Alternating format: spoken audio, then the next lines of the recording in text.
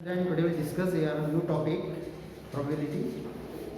In class 11, you have studied the mainly in the events. Main focus in the events. How many types of the events? Then for class 12, we will discuss here the types of the probability. Means first of all will be conditional probability. Then one by one we will discuss. 4 exercises in chapter. Which chapter is 14? 13th chapter. The 4 exercises. Clear? The first thing here, what is the conditional probability? Clear?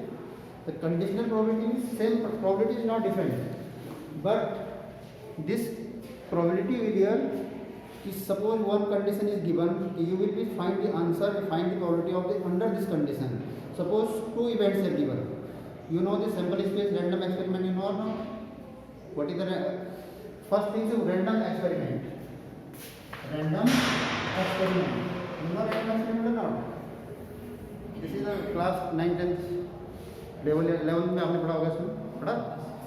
तो random experiment क्या होता है? Suppose आप कहते हो कि इसमें tossing, suppose हम कहते हैं टॉसिंग अ कॉइन 1 टाइम या 2 टाइम कुछ भी लिखो. ये आपका रैंडम एक्सपेरिमेंट है. क्लियर? रैंडम एक्सपेरिमेंट आप क्या फाइंड आउट करते हो? क्या फाइंड आउट करते हो? आप क्लास 11 में आपने 9 या 10 में आपने पढ़ा होगा. रैंडम एक्सपेरिमेंट हम क्या निकालते थे वहाँ से? Sample space. क्लियर? इससे हम क्या निकालते थे? Sample space. क्या क्या पॉसिबिलिटी हो सकती है बताओ जरा. अगर टॉसिंग आप कोइन 2 टाइम्स करो या 2 कोइन 1 टाइम्स करो बात देखिए. क्लियर? 1 कोइन 2 टाइम्स या 2 coins 1 times. This is not आप कोइन 2 टाइम्स मींस तो क्या हो सकती हैं? Head tail head and tail और हेड. तो आपको पता है ना क्लास 11 में आपने किया सैंपल स्पेस इवेंट्स क्या होती है. क्लास 11 में इवेंट्स का भी हमने बहुत डीपली यहाँ 12 में डीपली नहीं था इवेंट्स का, पर क्लास 11 में जो हमने इवेंट्स के बारे में नॉलेज दिया वो यहाँ पे अलग टाइप के टॉपिक्स आपको बताएंगे. इवेंट्स क्या क्या होती है? सिंपल इवेंट्स और sure events, possible events, impossible events. Clear? तो ये क्लास 11 में आपने पढ़ा. सिंपल इवेंट्स क्या होती है? सिंपल इवेंट्स या श्योर इवेंट्स. सपोज आपने क्या किया या कॉइन को टॉस किया 2 टाइम्स. क्लियर? अब कॉइन को टॉस करेंगे तो हेड टेल ही तो आएगा. अगर हम यहाँ 5 आ जाए तो 5 पॉसिबल है. अगर हम डाई को थ्रो करते हैं, डाई को थ्रो करने में सपोज हम कहें कि मोर देन 7 आ जाए तो मोर देन 6 आ जाए, पॉसिबल है नहीं. तो ऐसे इवेंट को हम क्या बोलते हैं? इम्पॉसिबल इवेंट्स, जो पॉसिबल ही नहीं है. क्लियर? और पॉसिबल इवेंट्स क्या होती है? श्योर इवेंट्स होती है. श्योर इवेंट्स क्या होती है? जो उसमें कंडीशन में आ सकती है. वो क्या आपके पास? Sure events. क्लियर? तो क्लास 11 की बुक्स को पढ़ लेना सर. वेरी इंपॉर्टेंट बुक, बहुत अच्छी बुक है. उसका जितना नॉलेज होगा यहाँ पे सारा यूज होगा. क्लियर? उसकी प्रोबेबिलिटी का टॉपिक सारा देखो. मेन चीज़ क्या है? प्रोबेबिलिटी कोई फॉर्मूला बेसिस नहीं है. इसमें ऐसा नहीं कि बहुत सारे फॉर्मूले होंगे या आपका ट्रिग्नोमेट्री इसमें लग रही है, स्टैटिस्टिक्स में लग रही है, या रिलेशन फंक्शन लग रहा है, या मैट्रिक्स लग रही है. ऐसा कुछ नहीं है. या डिफरेंशिएशन कैलकुलेशन ऐसा कुछ नहीं इसमें. क्लियर? ये फॉर्मूला बेसिस वर्क नहीं है, ये लॉजिकल बेसिस वर्क है मोस्टली. ये प्रोबेबिलिटी की जो मोस्टली जो क्वेश्चन है, जो 11th में हो या 12th में हो, मोस्टली क्वेश्चंस क्या हैं? मोस्टली क्वेश्चंस क्या हैं? लॉजिकल बेसिस क्वेश्चंस हैं. फॉर्मूला बहुत शॉर्ट होते हैं, बहुत वेरी शॉर्ट फॉर्मूले होते हैं. वहाँ वैल्यू पुट कर आंसर आएगा. तो मोस्टली जो आपको इसमें वर्क करना पड़ेगा लॉजिक लगाने पर लगाना. अगर मान लीजिए 6 मार्क्स का क्वेश्चन है, अगर आपको उसमें 5 मार्क्स का क्वेश्चन है, इस बार 5 का कन्वर्ट हो गया, तो 5 मार्क्स का कोई क्वेश्चन आपके पास आता है तो उस क्वेश्चन में आपको तो मैक्सिमम कितना है? 10 to 15 मिनट या 10 to 12 मिनट तो टाइम लगेगा.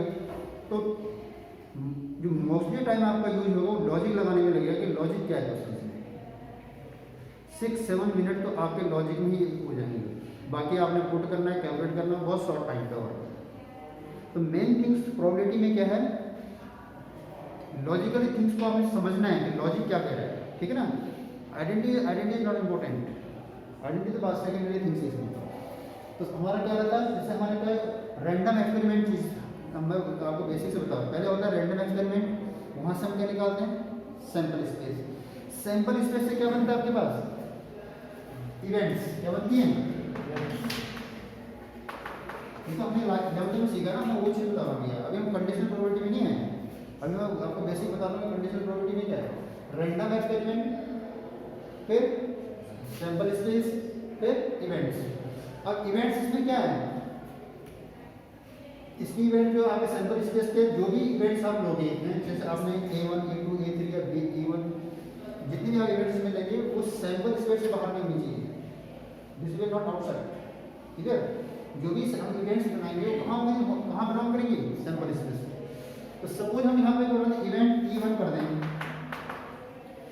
क्या इवेंट हो सकती है, getting up, getting a head, क्या लिखते हैं, इवेंट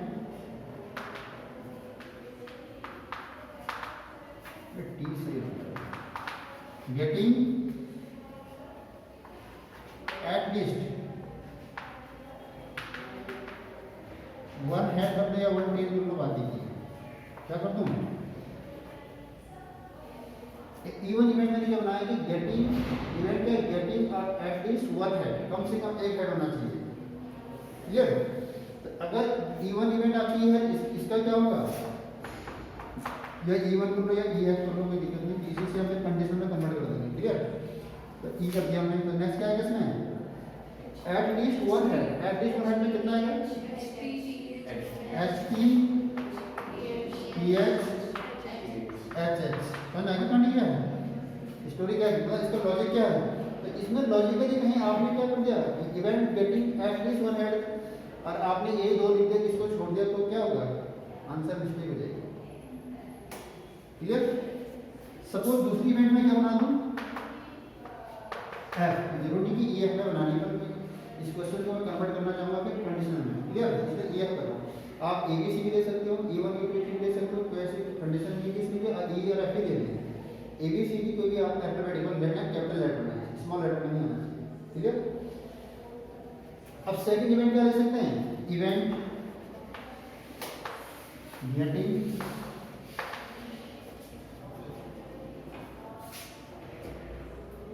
गेटिंग वन हेड कर दें, ओनली वन हेड, है only one head, only one head, only one head.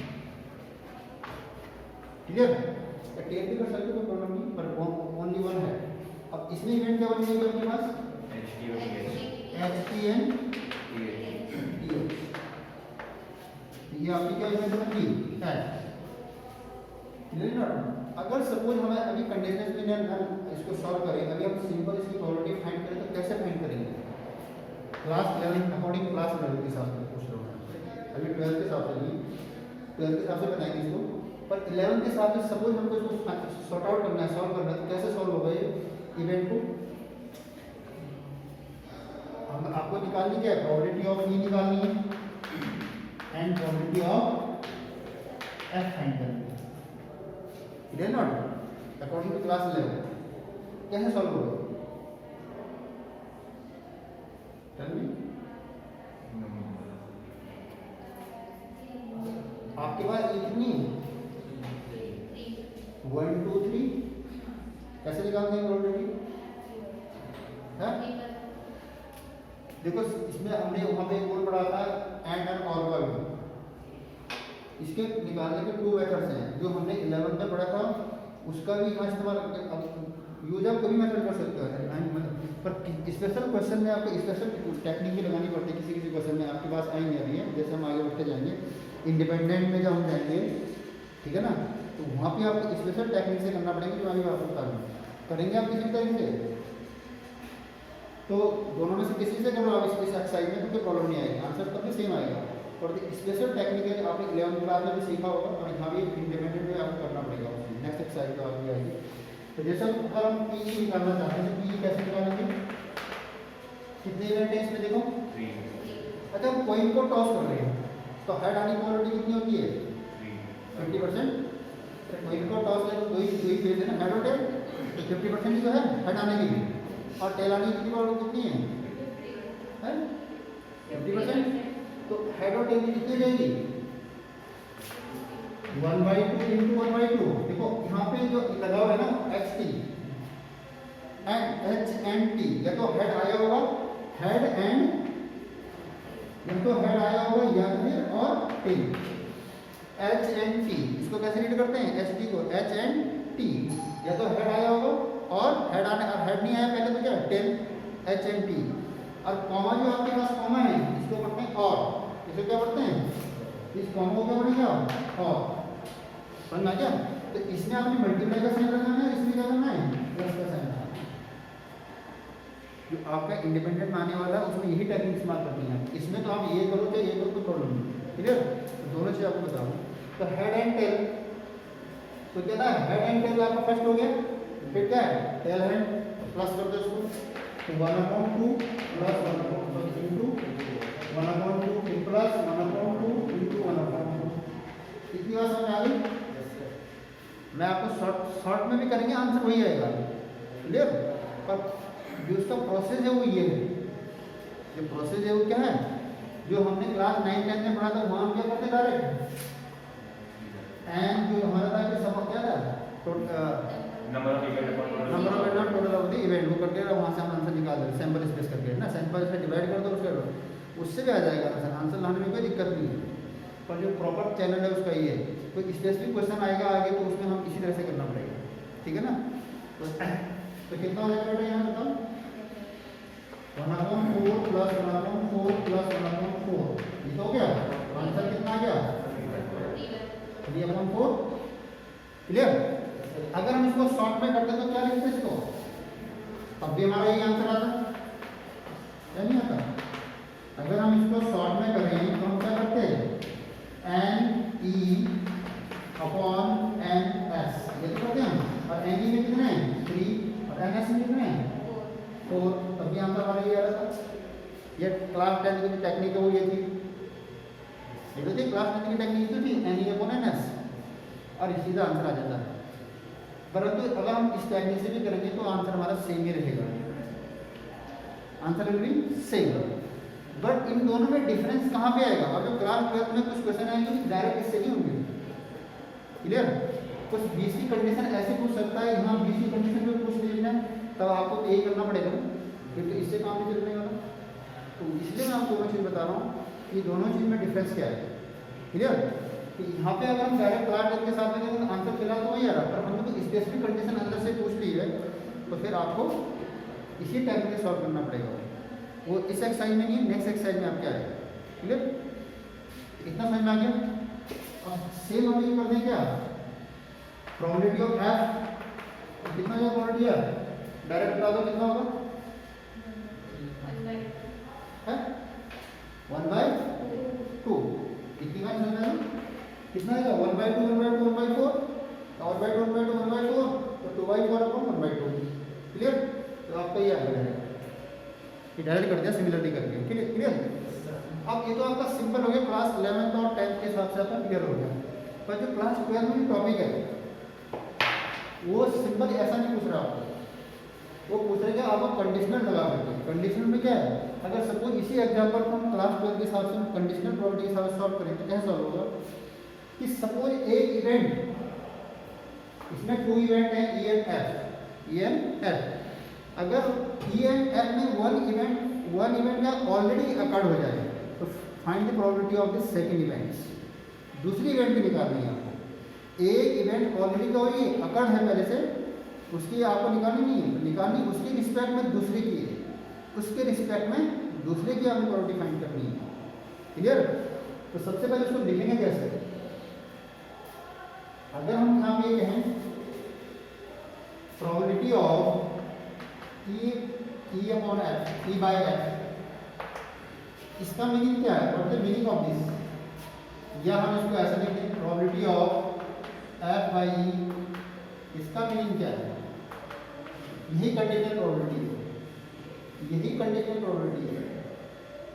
इसका मीनिंग क्या है ई upon F, what the meaning of this, इसका मीनिंग है you are finding the probability of the E event and F is already occurred, and in this condition you are finding the probability of F or E is already occurred। तो तो जो numbers आपका जो letter आपका numerator में है उसकी आपको क्या निकालनी है, प्रोबेबिलिटी फाइंड करनी है उसकी। और अकॉर्ड कौन सा हो जाएगा, जो ऑलरेडी जिसकी गिवन होगी, ये गिवन है वो क्या होगी, डिनोमिनेटर वाला पार्ट। क्लियर है ना, दोनों समझ आ गया। तो जरूरी नहीं कि ए अपॉन एफ ही हो, एफ अपॉन ए भी हो सकता है। क्लियर, बट ये जरूरी नहीं कि ई और एफ में ही हो, वो ए बी सी में भी आप लिख सकते हैं, मैंने बताया, कोई दिक्कत नहीं। बट कंडीशन क्या है इसमें कंडीशन क्या है कि सेकंड वाला आपको वही बनाना है जो ऑलरेडी गिवन हो, और जिसकी फाइंडिंग उसको फर्स्ट बनाना है। इवेंट ई बनाई आपने या ए बनाया या बी बनाया उससे कोई मैटर नहीं है, पर फर्स्ट इवेंट वो बनानी है जिसको आपको फाइंड करना है, और जो गिवन जो ऑलरेडी अकर्ड है उसको आपने सेकंड बनाना है। या एफ बना लो या बी बना लो या सी बना लो, उस एक्स वाई जेड कुछ बना लो, तो सेकंड कंडीशन में डालना है। डन, कंडीशन ही डन। अगर क्वेश्चन में ये पूछा तो ये नहीं पूछेगा ना, एक ही चीज पूछेगा, दोनों चीज थोड़ी पूछेगा। पर क्वेश्चन ऐसा भी हो सकता है, ये भी हो सकता है। अगर क्वेश्चन इस फॉर्म में है तो एफ फर्स्ट में जाएगी और ई सेकंड में जाएगी। क्लियर, और इसमें क्वेश्चन ऐसा पूछा हुआ है तो इसमें क्या हो जाएगा, ई फर्स्ट और एफ सेकंड। Done it. अब इसकी वैल्यू क्या है, व्हाट इज एट। अब इसका सिंपल सा फॉर्मूला है आपके पास। Suppose E oblique F upon F है, तो probability of E intersection F upon probability of F, जिसकी ऑलरेडी अकर्ड है उसकी आपने क्या करना है, उससे डिवाइड करना है। यह सब है। अगर probability of E oblique F E upon F है तो ई intersection F upon probability of F, और एफ क्या है, जो ऑलरेडी अकर्ड है। अगर यहाँ पे ऐसा हो जाए कि probability of A upon B, इसका मतलब कितना हो जाएगा, probability of A intersection B upon probability of B. जो प्रोबेबिलिटी अकर्ड है उसी से आपने डिवाइड करनी है, उसी की प्रोबेबिलिटी से आपने डिवाइड करना है। क्लियर, सेकंड में आपने सिंपल। यानी ना इतनी बात समझ रहे हैं, इसमें कोई दिक्कत। और यहाँ से क्वेश्चन आपका बनेगा, मैं पहले बता दूँ, ये एक्सरसाइज इंपॉर्टेंट एक्सरसाइज है, ऐसे प्रिंट कर देते सर, तो अभी आंसर निकाल दीजिए आंसर। अब नेक्स्ट थिंग्स क्या है इसमें कि हमें अगर हमें निकालना क्या था एक्चुअल में, probability of A intersection B, तो इसका मतलब आपको ये पहले ए इंटरसेक्शन भी फाइंड करना पड़ेगा। What is the A intersection, sorry E कितना है यहाँ पे, ई इंटरसेक्शन एफ कितना है, इन दोनों में देखो ए और एफ में कॉमन क्या है, हेड टेल और टेल है ना, हेड टेल और टेल है। अब इनकी प्रोबेबिलिटी आप निकालेंगे कितना हो जाएगा, अब मैंने आपको ये कैलकुलेशन जरूर नहीं कि ऐसी करनी है, आपको शॉर्ट में बता दो, तो आपको बता दिया 1/2 कितना हो गया, 2/4 1/2 कितना हो गया 1/2। Done it. अब इस वैल्यू को यहाँ पर कर दो, कितना हो जाएगा ये 1/2 अपॉन पी कितना है 1/2 कितना हो गया 1, 1/2 कैंसिल कितना बचेगा 1। क्लियर है नॉट। अरे आपने ई इंटरसेक्शन एफ निकाला, और उसके बाद क्या निकाला, पी एफ से डिवाइड कर दिया, पी एफ आपके पास नहीं है और इंटरसेक्शन मैंने मार दिया। डन। तो ये आपके, अब ये हमने सॉल्व किया वो किससे किया, कंडीशनल प्रोबेबिलिटी। ये कौन सी लगाई हमने यहाँ पे,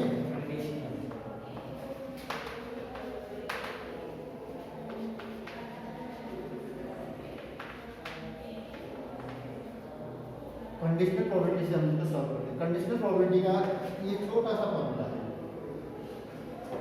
छोटा सा, इसमें कोई दिक्कत प्रॉब्लम नहीं है। क्लियर, इतनी बात समझ आ गई। मेन चीज था आपको इसको समझने का, ये तो मैंने छोटे सिंपल एग्जांपल से समझाया ना। अभी आपको जैसे आगे बढ़ते जाएंगे थोड़ा सा डिफिकल्टी बढ़ती जाएगी, ठीक है ना। पर करना हमें माइंड में कंसेप्ट क्या रखना है, इसको मतलब अप्लाई कैसे करना है, वो स्मॉल एग्जांपल से ही समझ आएगा। अगर पहले मैं डिफिकल्ट क्वेश्चन आपको बता दूं फिर आपको ये बहुत प्रॉब्लम है। उससे माइंड में आपको क्या रखना है, फर्स्ट थिंग्स कि 2 इवेंट्स में फॉर्म करनी है, 2 इवेंट्स फॉर्म होंगे। इसमें कितनी इवेंट फॉर्म होंगी, 2, क्लियर। मोस्टली 2 है, अगर 3 भी आएगी तो प्रॉब्लम नहीं, वो भी कर देंगे। तो इसमें इस हिसाब से आपने इवेंट जो ऑलरेडी अकर्ड है उसको आपने सेकंड बनाना है, और जो जिसका आपने फाइंड करनी है वो गिवन रहता है क्वेश्चन में, गिवन कंडीशन दिस। तो जहाँ पे गिवन लिखा हुआ है उसको आपने फोकस करके सेकंड बनाना है, और उससे पहले वाले इवेंट को फर्स्ट बना देना है। तो आपका डायरेक्टली आपका आंसर आएगा, क्लियर। ओपन द एक्सरसाइज में देखते हैं इसमें क्या हो सकता है। इसमें कोई डाउट है तो आप पूछ सकते हो, डाउट है? अच्छा एक दो चीज़ और चीज़ मैं आपको बता देता हूँ। जैसे क्लास हमने मुझे कोई आइडेंटिफाई उसको एक्सरसाइज करना है, पर हमने क्लास 11 में ये पढ़ा था कि probability of A intersection B कितनी, क्या पढ़ा था हमने, ए यूनियन बी। सॉरी, अगर माना इस फॉर्म में दे रखा है तो हम कैसे इसको चेंज करेंगे। ए यूनियन बी क्या होती है, गलत है, ए यूनियन बी होती है, प्रोबेबिलिटी ए यूनियन बी बता दो क्या है। वहाँ पे हमारा कार्डियल नंबर था ना एन ए यूनियन बी, क्या था वहाँ पे। अरे यहाँ पे तो क्लास 11 में सेट थ्योरी में पढ़ा था आपने, और प्रोबेबिलिटी में हम क्या पढ़ते हैं, प्रोबेबिलिटी बी को होती है प्रोबेबिलिटी, एक ही बात है ना। जहाँ पे एन है तो उसका सेट थ्योरी है, वही आइडेंटिटी आप यहाँ लगा सकते हो। तो क्या थी यहाँ पे, P A plus P B minus P intersection, ठीक है ना। ये हमारे सेट थ्योरी में थी। अगर मान लीजिए इसमें 3 भी हिंदी में तो क्या फर्क पड़ जाएगा, ये भी तो हमारे पास यहाँ था, ये वाला भी था यहाँ पे सेट थ्योरी में 11वीं क्लास में। इसका यहाँ पर क्या था, यहाँ पे बताओ, P A plus P B plus P C plus P A intersection B intersection C minus P A intersection B minus P B intersection C और minus P C intersection A. ये तो था, ये था ना। वो चीज़ यहाँ पे इसमें आप कर सकते हैं, कहीं हमें जरूरत पड़ रही है, क्लियर। नेक्स्ट चीज़ क्या होती है हमारे पास, कुछ इसमें प्रॉपर्टी है ना, वो आप नोट करा देना। नेक्स्ट चीज़ की जैसे प्रोबेबिलिटी ऑफ ई निकालने में कितनी होनी चाहिए, प्रोबेबिलिटी ऑफ क्या है, लेस देन इक्वल टू 0, इसका हमने पढ़ा था ना पे 1। इवेंट की हमको प्रोबेबिलिटी निकालते हैं तो कितनी होती है, 1 से लेस और 0 से ग्रेटर। अगर सैंपल स्पेस की हम प्रोबेबिलिटी निकालते हैं तो कितनी आती है, यस 1, है ना। और क्या था उसमें, अगर प्रोबेबिलिटी हम निकालते हैं क्या, ई डैश या ई डैश को भी लगा दें, ठीक है, 1 माइनस पी ई। अब इसमें ये ई डैश क्या चीज़ थी, ई डैश नॉट पॉसिबिलिटी, पॉसिबिलिटी कितनी की है, ई डैश क्या है, नॉट पॉसिबिलिटी, ठीक है ना। तो ई डैश का मतलब होता है नॉट पॉसिबिलिटी और ई का मतलब होता है पॉसिबिलिटी। अब पॉसिबिलिटी क्या चीज़ है, व्हाट इज दिस,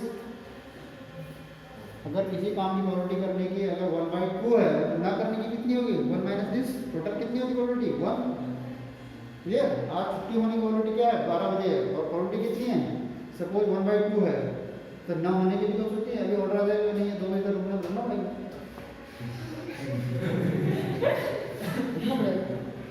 ठीक है। तो क्या है 1 में, तो नॉट ना होने की क्या है, डैश, यहाँ पे डैश का होता है, ठीक है। तो क्लास 11 की जो बुक है वो आप थोड़ा सा पढ़ लेते, क्लियर। तो प्रॉब्लम इसमें कुछ एनी डाउट है, कुछ पूछना है ऑलरेडी बारे में, इवेंट में कुछ इवेंट को पहले पढ़ के आएगा फिर आप पूछना है। अब मैं अपने हम बता नहीं, मतलब क्या आपके यहाँ प्रॉब्लम क्या है कुछ आएगी तो मैं आपको एक्सप्लेन कर पाऊँगा, ठीक है ना। सिंपल इवेंट आपने पढ़ा होगा क्लास 11 में, क्या था म्यूचुअली,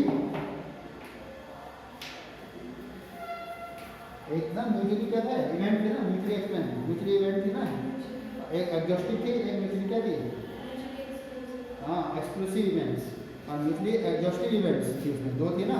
वो क्या चीज़ें हैं उनके बारे में पढ़ो पहले, देखो वो चीज़ें नहीं है तो फिर प्रॉब्लम हो जाएगी आगे जाके, अभी तो नहीं आने पर आगे जाके, ठीक है। Just note down.